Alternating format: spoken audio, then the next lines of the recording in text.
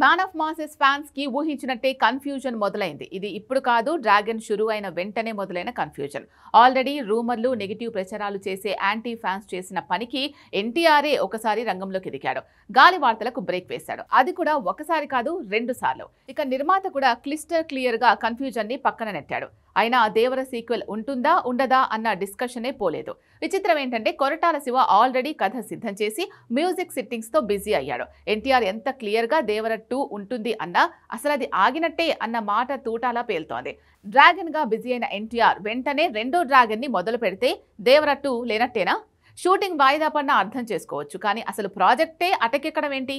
ఈ విషయంలో ఎన్టీఆర్ లేదంటే కొరటాల శివ సాలిడ్ గా ఒక అనౌన్స్మెంట్ ఇవ్వాల్సిందే. అది ఈ వీకెండ్కి రాబోతోందా? Take a look.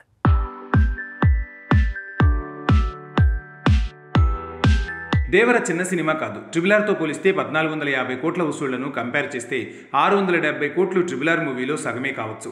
కానీ ఇది ఎన్టీఆర్ ఫేట్నే మార్చిన సినిమా. ట్రిబుల్-ఆర్తో మ్యాన్ ఆఫ్ మాసెస్ ఎన్టీఆర్కి పాన్ ఇండియా హిట్ రావచ్చు, నాటు పాటతో గ్లోబల్గా గుర్తింపు రావచ్చు. కానీ ఆ తర్వాత రామ్ చరణ్ పరిస్థితి ఏమైంది?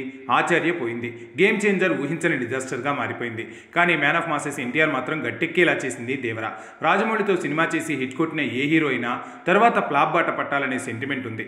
ఆ సెంటిమెంట్ని దేవర బ్రేక్ చేసింది. దీనికి తోడు నార్త్ ఇండియాలో ఎన్టీఆర్కి మాస్ ఫ్యాన్సే కాదు, డైహార్డ్ ఫ్యాన్స్ని తయారు చేసింది.